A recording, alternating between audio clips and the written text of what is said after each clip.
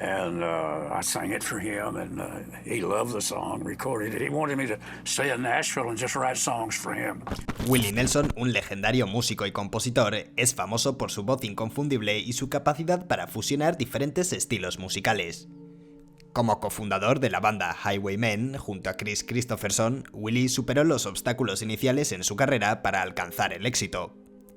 En una reciente declaración, Willie rindió homenaje a Chris, calificándolo como uno de los mejores compositores que ha conocido. Sin embargo, también reveló una dolorosa verdad sobre su amigo y compañero de banda. ¿Cuál es este secreto triste que Willie Nelson, ahora de 90 años, ha confirmado? ¿Está relacionado con la banda o con la muerte de Chris? Únete a nosotros para descubrir los detalles de esta impactante revelación. Antes de meternos a fondo, no olvides suscribirte a nuestro canal y activar las notificaciones para mantenerte al día con nuestras actualizaciones. Antes de profundizar en esta impactante revelación, primero vamos a hacer un repaso por la vida y trayectoria profesional de Willie Nelson, desde sus inicios hasta su consolidación como figura destacada. Willie Nelson en sus primeros años. Willie Nelson nació en Abbott, Texas, el 29 de abril de 1933 como hijo de Iria Doyle Nelson y Merle Mary Greenhawk. Sin embargo, un error administrativo del Dr. F. D. Sims llevó a registrar su fecha de nacimiento como el 30 de abril. Su nombre se lo debe a su prima Mildred, quien también le otorgó el segundo nombre de Hugh en memoria de su hermano fallecido en tiempos cercanos. La familia de Willie tiene una rica historia remontándose a la Guerra de la Independencia de Estados Unidos, en la que uno de sus ancestros, John Nelson, alcanzó el rango de mayor. En 1929, la familia de Willie se trasladó desde Arkansas a Texas en busca de oportunidades laborales. Su abuelo, un habilidoso herrero, y su padre, un mecánico, se esforzaron por proporcionar un futuro mejor a sus seres queridos. Sin embargo, la madre de Willie los abandonó poco después de su nacimiento. Su padre se volvió a casar y se mudó. Fue entonces cuando sus abuelos, que habían impartido clases de música en Arkansas, tomaron el relevo y criaron a Willie y su hermana Bobby. Los abuelos fomentaron la pasión por la música en sus nietos. El abuelo de Willie le regaló una guitarra cuando tenía solo 6 años, enseñándole los primeros acordes. Juntos, Willie y Bobby cantaban himnos gospel en su iglesia local, y pronto Willie comenzó a componer sus propias canciones, incluso tocando la guitarra en una banda local llamada Bohemian Polka. Durante el verano, la familia de Willie se reunía con los otros Abbott para recoger algodón, pero él no disfrutaba de esta tarea. En su lugar, comenzó a cantar en salones de baile, tabernas y honky tonks a los 13 años para ganar dinero. Esta actividad se convirtió en una constante durante su etapa en la escuela secundaria. Willie se inspiró en artistas como Jimmie Rogers, Hank Williams y Bob Wills, entre otros. Mientras aún era estudiante, Willie formó parte de una banda llamada The Texans, liderada por su cuñado Bud Fletcher, con la que tocaba la guitarra y cantaba en honky tonks en un programa de radio local los domingos por la mañana. Después de graduarse en la escuela secundaria en 1950, Willie se alistó en la Fuerza Aérea de los Estados Unidos, pero su carrera militar fue breve debido a problemas de salud en la espalda, lo que lo llevó a ser dado de baja 9 meses después. 2 años más tarde, en 1952, Willie se casó con Martha Matthews y comenzó a estudiar agricultura en la Universidad de Baylor, aunque no completó su título ya que decidió priorizar su pasión por la música. Mientras lo hacía, Willie trabajó en varios empleos, incluyendo como portero, vendedor de piezas, fabricante de sillas de montar y podador de árboles.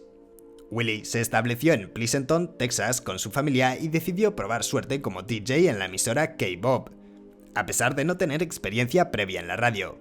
Sorprendentemente, consiguió el trabajo y aprovechó el equipo de la estación para grabar sus primeras canciones en 1955, The Storm Has Just Begun y When I've Sung My Last Hillbilly Song. Sin embargo, cuando envió estas demos a Sarg Records, fueron rechazadas. Posteriormente, Willie trabajó en otras emisoras de radio y se presentó en clubes nocturnos. Luego se mudó brevemente a San Diego, pero no encontró trabajo, por lo que decidió hacer autostop hasta Portland, Oregón, donde vivía su madre. Después de un viaje agotador que incluyó pasar la noche en una zanja, Willie finalmente llegó a Portland gracias a la ayuda de un camionero que le prestó $10 para un boleto de autobús. Después de superar un pasado complicado y enfrentar numerosos desafíos, ¿crees que la música pudo ser la oportunidad de escape para Willie?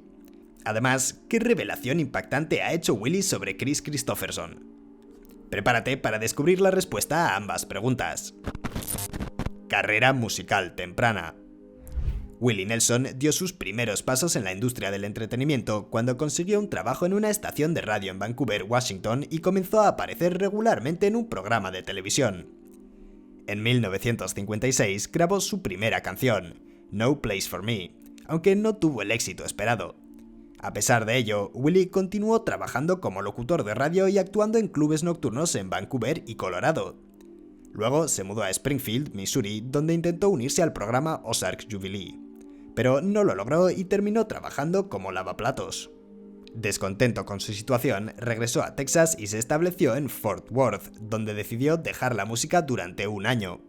Durante este tiempo se dedicó a vender Biblias, aspiradoras y finalmente se convirtió en gerente de ventas de la Enciclopedia Americana.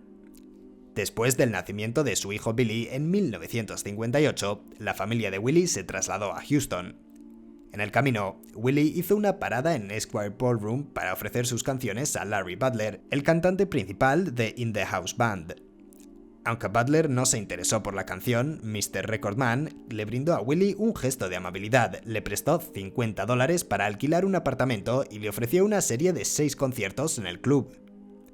Willie se instaló en un apartamento en Pasadena, Texas, y comenzó a grabar como DJ de radio mientras actuaba en vivo. Durante este periodo grabó 2 sencillos para T Records, Man with the Blues y What a Way to Live, y también dio clases de guitarra en la escuela de música de Paul Buskirk. Además, vendió 2 de sus canciones a Buskirk, Family Bible por $50 y Nightlife por $150.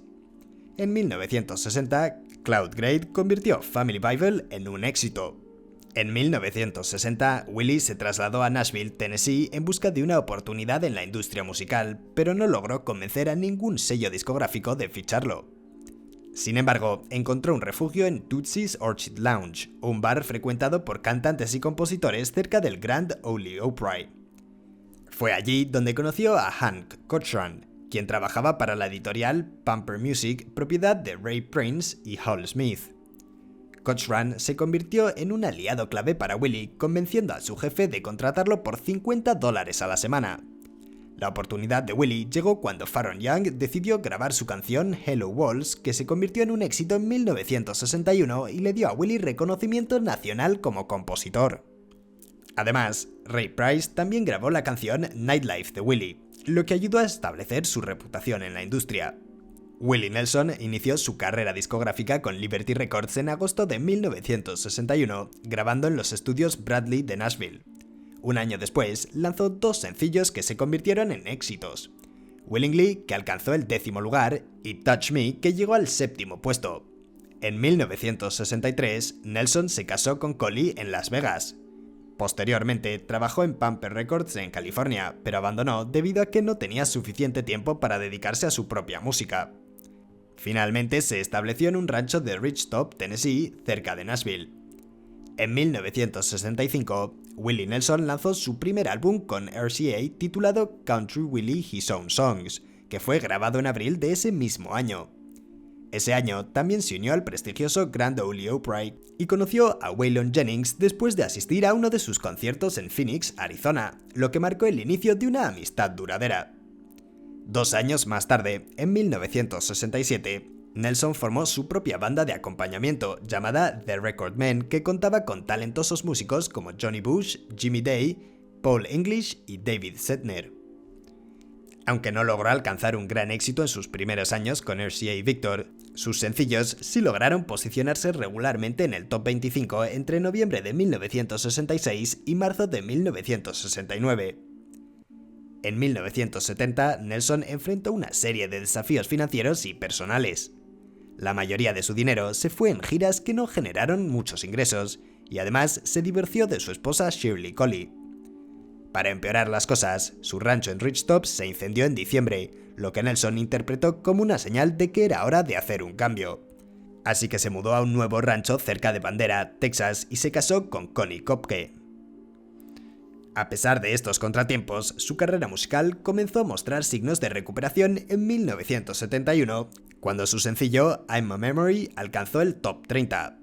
Sin embargo, su relación con RCA Records se volvió tensa en 1972 cuando la discográfica le pidió que renovara su contrato antes de tiempo, amenazando con no lanzar sus últimas canciones si no lo hacía. Desanimado por el bajo rendimiento de sus discos, especialmente Yesterday's Wine, Nelson decidió abandonar la música a pesar de que su contrato todavía no había expirado. Sin embargo, su mudanza a Austin, Texas, donde la floreciente escena musical hippie lo revitalizó, lo llevó a replantearse su decisión. Su estilo musical único, que combinaba country, folk y jazz, comenzó a ganar popularidad en Austin. En marzo, Nelson se presentó en el Festival de Música Country de Dripping Springs, un evento que, aunque no atrajo a la multitud esperada, lo inspiró a crear su propio festival anual, el 4th of July Picnic, que debutó al año siguiente. Nelson tomó la decisión de regresar al estudio de grabación.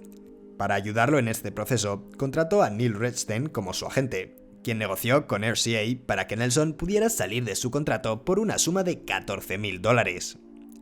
Luego, Redstein logró que Nelson firmara un contrato con Atlantic Records por un salario anual de $25,000, convirtiéndolo en el primer artista de música country en unirse a la discográfica.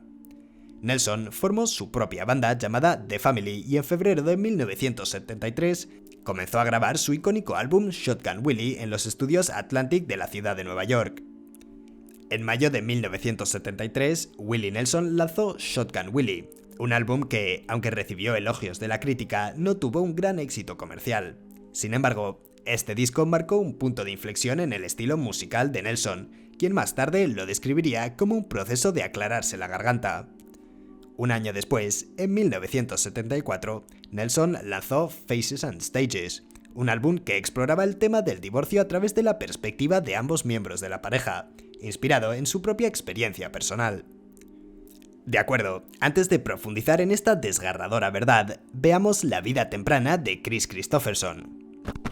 Kris Kristofferson, vida temprana y formación. Christopher Kristofferson nació en Brownsville, Texas, hijo de Mary Ann y Lance Henry Kristofferson, un oficial del Cuerpo Aéreo del Ejército de los Estados Unidos que más tarde alcanzó el rango de general de división en la Fuerza Aérea de los Estados Unidos. Desde temprana edad, su padre lo animó a seguir la carrera de las armas. Debido a las constantes reubicaciones militares de su padre, Kristofferson tuvo una infancia itinerante, pero finalmente la familia se asentó en San Mateo, California. Después de completar su educación secundaria en San Mateo en 1954, asistió al Pomona College con el objetivo de desarrollar su carrera como escritor. Sus primeros trabajos literarios fueron reconocidos con premios y dos de sus relatos, The Rock y Gone Are the Days, fueron seleccionados para ser publicados en la prestigiosa revista Atlantic Monthly. La primera historia se centra en una formación geográfica con forma de mujer, mientras que la segunda aborda un incidente relacionado con la raza. A los 17 años, Kristofferson tuvo su primera experiencia laboral difícil en una isla del Pacífico, trabajando para un contratista de dragado en la isla de Wake, un empleo que más tarde describiría como el más exigente de su vida. En la universidad destacó en el ámbito deportivo, llamando la atención nacional en 1958 cuando fue destacado en la revista Sports Illustrated por sus logros en rugby, fútbol y atletismo. Se graduó con honores en 1958, obteniendo una licenciatura en literatura y siendo elegido miembro de la prestigiosa sociedad académica Phi Beta Kappa. En 1973, Kristofferson fue honrado con un doctorado en Bellas Artes por el Pomona College, en una ceremonia que contó con la presencia de destacados artistas como Johnny Cash y Rita Coolidge.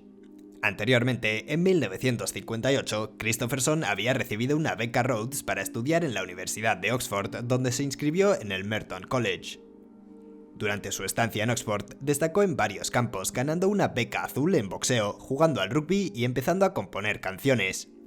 También conoció a Michael Fried, un poeta y becario en Rhodes que se convirtió en un compañero de estudios. Con el apoyo de su representante, Larry Parnes, Kristofferson lanzó su carrera musical bajo el seudónimo de Chris Carson, presentándose como un estadounidense en Oxford. Sin embargo, su estrategia para impulsar su carrera como cantante y eventualmente convertirse en escritor no tuvo el éxito esperado. Después de graduarse en 1960 con un título en literatura inglesa, se casó con su novia Frances Fran Maviavir en 1961. A instancias de su familia, Kristofferson se incorporó al ejército de Estados Unidos, donde ascendió rápidamente de segundo teniente a capitán. Después de recibir entrenamiento de vuelo en Fort Rucker, Alabama, se convirtió en piloto de helicóptero y completó la escuela de Rangers. En la década de 1960 fue destinado a Alemania Occidental en la 8ª División de Infantería, donde revivió su pasión por la música y formó una banda. Luego fue asignado para enseñar literatura inglesa en West Point, pero decidió abandonar el ejército para dedicarse a la composición de canciones. Aunque su familia lo desheredó por esta decisión, considerándola una traición a sus valores, Kristofferson se siente orgulloso de su servicio militar y fue reconocido con el Premio al Veterano del Año en 2003. La carrera temprana de Chris. Después de abandonar el ejército en 1965, Kristofferson se estableció en Nashville en busca de una carrera musical exitosa. Sin embargo, encontró dificultades para triunfar y tuvo que aceptar empleos temporales para sobrevivir. Al mismo tiempo que luchaba con los gastos médicos de su hijo, su matrimonio se desmoronó en 1968. Más tarde, consiguió un trabajo de limpieza en los estudios de grabación Columbia en Nashville, donde conoció a June Carter. Le pidió que le presentara sus canciones a Johnny Cash, lo que ella hizo, pero Cash simplemente las agregó a una pila de otras cintas sin darles mucha importancia. En 1970, Kristofferson recibió el premio a la canción del año de la Asociación de Música Country por una de sus composiciones. Anteriormente, en 1966, Dave Dudley había lanzado una versión de una canción de Kristofferson titulada Vietnam Blues que había alcanzado un gran éxito. Aunque Kristofferson firmó con Epic Records en 1967 y lanzó un sencillo, Golden Idol Killing Time, no logró repetir el éxito. Sin embargo, su música siguió siendo popular gracias a que otros artistas como Roy Drusky, Billy Walker, Ray Stevens, Jerry Lee Lewis, Faron Young y Roger Miller grabaron y lanzaron versiones de sus canciones. Fue gracias a la presentación de Johnny Cash en el Newport Folk Festival que Kristofferson finalmente encontró el éxito como intérprete. En 1971, Janis Joplin, quien había mantenido una relación con Kris Kristofferson, alcanzó el número 1 en las listas con la canción Me and Bobby McGee, que se incluyó en su álbum Pearl, lanzado después de su fallecimiento. La canción permaneció en el primer lugar durante varias semanas. Anteriormente, en 1969, el cantante de country Kenny Rogers había grabado algunas canciones de Kristofferson, incluyendo Me and Bobby McGee para su álbum Ruby Don't Take Your Love to Town. Ese mismo año, Kristofferson lanzó su segundo álbum, The Silver-Tongued Devil, and luego debutó como actor en la película The Last Movie, dirigida por Dennis Hopper, y se presentó en el Festival de la Isla White, donde una parte de su actuación fue incluida en la recopilación The First Great Rock Festivals of the 70s. En 1971, Kris Kristofferson tuvo un año ocupado actuando en la película Cisco Pike y lanzando su tercer álbum, Borderlord, que, aunque no tuvo mucho éxito, le valió varias nominaciones al Grammy y un premio a la canción country del año por Help Me Make It Through the Night. Al año siguiente lanzó su cuarto álbum, Jesus Was a Capricorn, que inicialmente no vendió muy bien, pero gracias al éxito del sencillo Why Me logró vender más de 1 millón de copias y obtener un disco de oro. En 1972, Kristofferson también interpretó Help Me Make It Through the Night junto a Rita Coolidge en el programa de televisión británico The Old Grey Whistle Test. Y Al Green lanzó su propia versión de For the Good Times en su álbum I'm Still in Love with You. ¿Cuál es el vínculo secreto entre Willie y Kris? ¿Qué experiencia o circunstancia los habría llevado a conectar de manera tan especial? Prepárate para sorprenderte al descubrir la respuesta. El legado de los Highwaymen. El grupo de música country estadounidense The Highwaymen fue una alianza de 4 leyendas del género que contribuyeron a forjar un estilo country fuera de la ley. Estos iconos, Johnny Cash, Waylon Jennings, Willie Nelson y Kris Kristofferson, se unieron entre 1985 y 1995 para grabar 3 álbumes destacados, 2 con Columbia Records y 1 con Liberty Records. Durante este periodo lanzaron 3 sencillos exitosos, incluyendo el tema número 1, Highwaymen, en 1985. Posteriormente, entre 1996 y 1998, los 4 artistas prestaron sus voces a una caja de 4 CD llamada Louis L'Amour Collection, que incluía 7 historias de Louis L'Amour, aunque no fueron acreditados como The Highwaymen en este proyecto. Además de sus 4 integrantes principales, Johnny Rodríguez se unió a la banda para cantar en español la canción Deporte, que forma parte del álbum Highwaymen y es una versión de una canción de Woody Guthrie. Los 4 miembros también compartieron pantalla en la película Stagecoach de 1986. Sin embargo, en 1990, un grupo de folk de los años 50 y 60 que también se llamaba Highwaymen presentó una demanda contra el supergrupo por utilizar su nombre, que originalmente proviene de la canción Jimmy Webb grabada por las estrellas del country. Finalmente, se llegó a un acuerdo según el cual el grupo de folk conservaría los derechos del nombre, pero permitiría al supergrupo utilizarlos sin exclusividad. Como muestra de buena fe, ambos grupos se presentaron juntos en un concierto de Hollywood en 1990. En 1985, un grupo de músicos se unió para lanzar su primer álbum, titulado Highwaymen, bajo el sello de Columbia Records. Aunque no tenían un nombre oficial, el álbum fue acreditado a sus 4 integrantes, Nelson, Jennings, Cash y Kristofferson. La canción que da título al álbum, escrita por Jimmy Webb, se convirtió en un éxito número 1 en las listas del country, mientras que su versión de Desperados Waiting for a Train, de Guy Clark, alcanzó el top 20. 5 años después, en 1990, los 4 músicos se reunieron nuevamente para lanzar Highwaymen 2, que alcanzó el número 1 en 4 de las listas de álbumes country. El sencillo Silver Stallion, escrito por Lee Clayton, llegó al top 40 y el álbum fue nominado a un premio Grammy a la mejor colaboración vocal country. Antes de que Waylon Jennings falleciera en 2002, el grupo Highwaymen lanzó su último álbum titulado The Road Goes On Forever, en 1995 bajo la producción de Don Was. Este disco incluía una versión de una canción de Robert Earl King en el sencillo It Is What It Is. 10 años después, en 2005, se lanzó una edición conmemorativa de este álbum. Antes de hablar sobre la sorprendente revelación de Kris Kristofferson, es interesante escuchar a Willie Nelson hablar sobre Kris como el compositor más destacado de todos los tiempos. Según Willie Nelson, Kris Kristofferson es el mejor compositor de todos los tiempos. En una entrevista emocionante, Willie Nelson compartió sus opiniones sobre los compositores más destacados de todos los tiempos. Cuando se le preguntó sobre su favorito, Willie mencionó algunos de los nombres más importantes del género, como Merle Haggard, Hank Williams y Billy Joe Shaver. Sin embargo, su respuesta más enfática fue para Kris Kristofferson, su amigo de larga data, a quien considera el mejor compositor de todos los tiempos. A medida que hablaba, quedó claro que Kris Kristofferson era su elección número 1, y Willie no dudó en expresar su admiración por su talento y habilidad como compositor. La estrecha relación entre Willie Nelson y Kristofferson es de conocimiento público. A lo largo del tiempo, su amistad y admiración mutua han sido palpables, forjadas a través de su colaboración cercana y su influencia en la música country. Para Willie, el talento de Kristofferson para componer letras profundas y melodías intemporales lo sitúa en una categoría única.